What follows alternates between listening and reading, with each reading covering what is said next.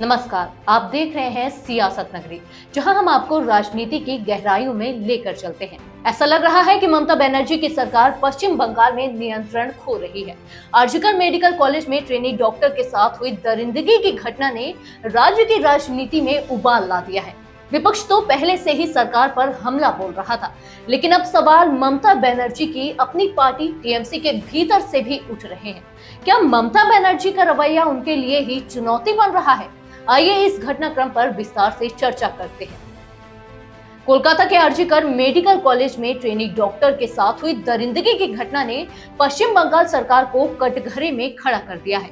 इस मुद्दे पर ममता बनर्जी की सरकार चारों ओर से घिरी हुई है। विपक्ष ने इस मामले में मुख्यमंत्री ममता बनर्जी के खिलाफ मोर्चा खोल दिया है।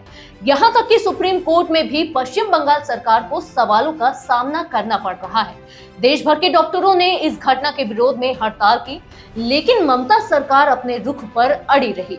सरकार ने पूरे आंदोलन को बीजेपी और लेफ्ट का षड्यंत्र बताया, लेकिन अब सवाल टीएमसी के भीतर से भी उठने लगे हैं। आरजीकर मेडिकल कॉलेज की घटना को लेकर राज्य में व्यापक आक्रोश है। एक दिन पहले भी कोलकाता की सड़कों पर भारी संख्या में लोग इस दरिंदगी के खिलाफ प्रदर्शन करने उतरे।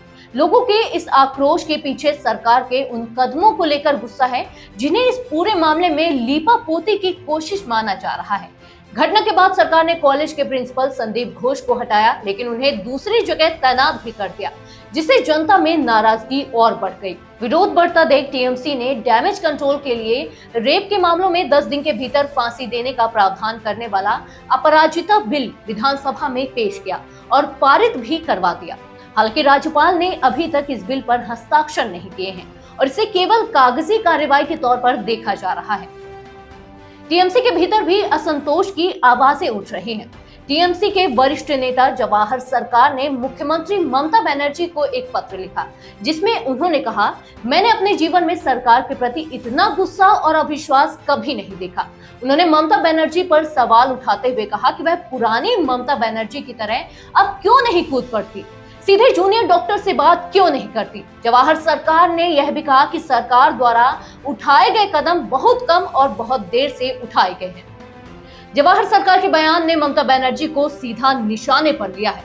इसके पहले टीएमसी के अन्य नेताओं जैसे राज्यसभा सांसद सुखेंदु शेखर रॉय और पार्टी के प्रवक्ता रहे शांतनु सेन ने भी सरकार की नीतियों पर सवाल उठाए थे। क्या ममता बनर्जी की पार्टी के भीतर उठ रहे असंतोष की आवाजें सरकार को कमजोर करेंगी, या यह केवल एक अस्थायी उबाल है? क्या ममता बनर्जी अपने ही नेताओं के सवालों का सामना कर पाएंगी?